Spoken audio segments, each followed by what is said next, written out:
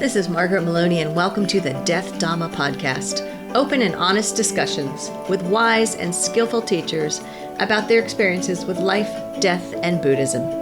If you wonder how others on the path have dealt with death and dying and grief, be sure to listen in. Everyone has a story, a perspective, and a valuable lesson to share. Embrace death, live a full life, and learn to love impermanence, because as my dear father used to say, nobody gets out of this alive. Hi, it's Margaret Maloney, and this is a follow-up to our first episode of the Death Dhamma podcast, where I got to speak with the amazing Noel Alumit. And this is what I like to call Death Dhamma Ahas. So say that 3 times fast.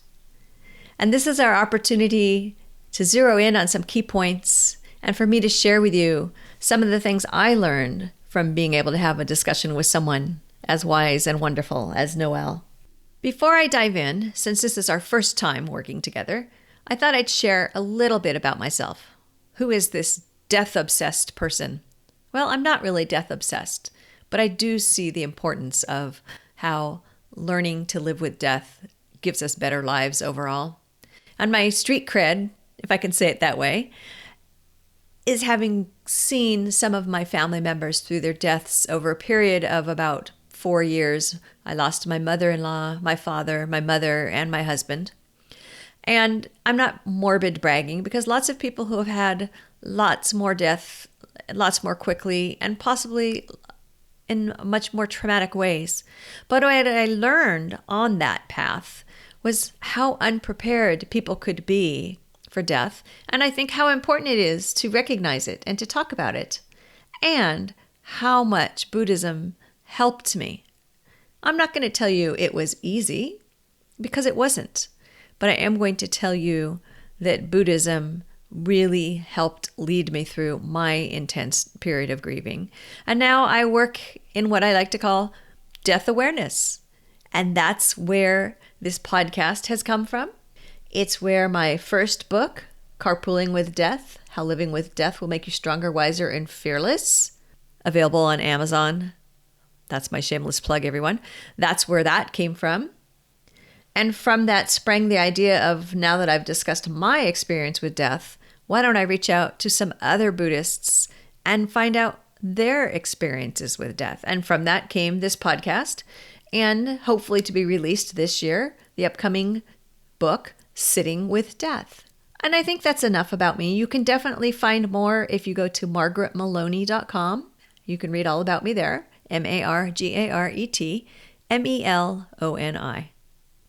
Some of the key things that came up when speaking to Noel, because, Noel had that background where he was a volunteer in the hospice for AIDS back in the 90s. And we had a chance to compare then and now, because we're in a pandemic now.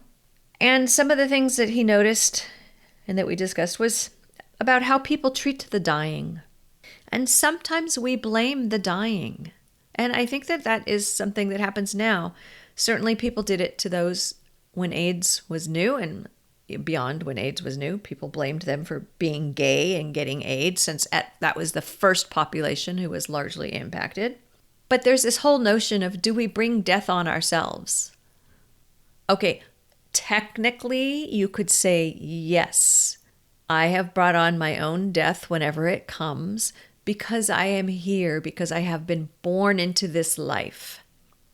And if we follow with the thought of rebirth, then I am here and I have been reborn, which means I didn't do what I needed to do in my past life in order to be a non-returner. So from that perspective, sure, I've brought on my own death. But that's not really what happens. What happens is sometimes people want to blame the person. And so we had some really good conversations about this. And, Noel was saying, yeah, even now people will say things like, well, you live in California, and so, maybe an earthquake gonna get you, and that's kind of your fault. Or what really resonated with me is, since my father, my husband, and my uncle all passed from the same kind of lung cancer, It was watching people go through this routine. I learned it so well. They'd look at you and ask, well, how old was he? First question. What did he die of? Lung cancer. Was he a smoker? Yes. In all three instances, each of them had smoked and had given it up. And I could just see, if they were not smokers, I could almost hear them go, big sigh of relief, as if they had dodged a bullet. And if they were smokers, I could see them think, oh no, I better quit. Nobody's dodging any bullets here. We're all going to die someday from something. So let's be kind in death, and let's not blame and shame people for becoming ill and dying. A couple of other things that came up. That definitely the similarities between the AIDS pandemic and COVID in terms of, here we are and we're afraid to be around people and we can't touch people and we can't be near people. And people are jumping in and helping, and some people are in denial. And, Noel tells a story of how, as a volunteer during the AIDS pandemic, they made safe sex kits. And now we hand out safe interacting with people kits, masks. So there are some things that stand the test of time in pandemics. And definitely with the challenges of not being ready for death and grieving. And when Noel was talking about one of the best things you can do for yourselves in grief is to practice radical self-compassion, which I think is something you can find Sharon Salzberg advocating as well. He remembers a time when a woman said to him that it's okay to just stop when you're grieving. It's okay to just stop. And then he repeated the phrase that she said to him, "We are human beings, not human doings." And that to me was just so amazing and insightful because it's true. And we can give ourselves permission to just be while we are experiencing death and dying and not be running and ticking off that to-do list. Another thing that Noel told me about was when he was at a Japanese funeral and the Buddhist priest was talking. And, of course, the priest was talking about impermanence and death. It was a funeral after all. But then the priest went on to say, not only will we all die, Buddhism will die too. And when Noel related that story to me, I realized, oh my gosh, I never thought about Buddhism dying. I'm very attached to my being a Buddhist and being a certain kind of Buddhist and creating this podcast where we talk about Buddhism. And one day Buddhism will be gone.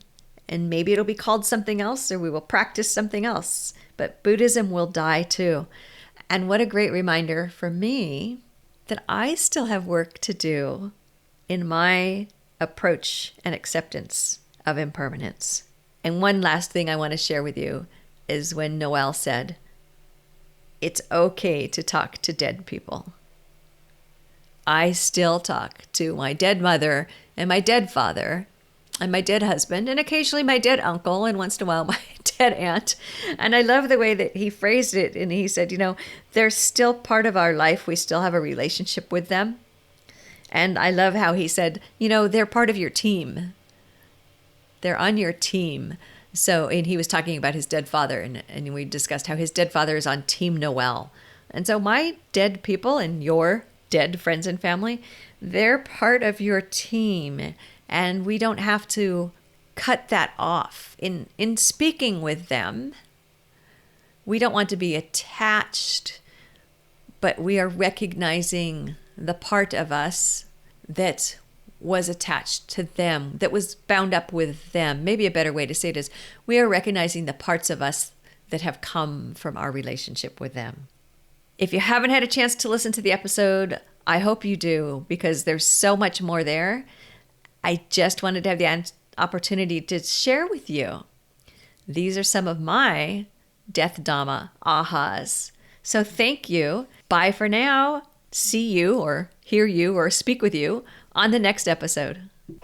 This has been the Death Dhamma podcast with Margaret Maloney. Thank you so much for being here. And if you liked it, please share it with your friends and your Sangha members and leave reviews. May you be well may you be happy, may you be safe, may you be free from suffering, and may you come visit me and join my community at margaretmeloni.com, MargaretMeloni, and check out Carpooling with Death, how living with death will make you stronger, wiser, and fearless. Now you can find it on Amazon in Kindle, audio, paperback, and hardback. Bye for now.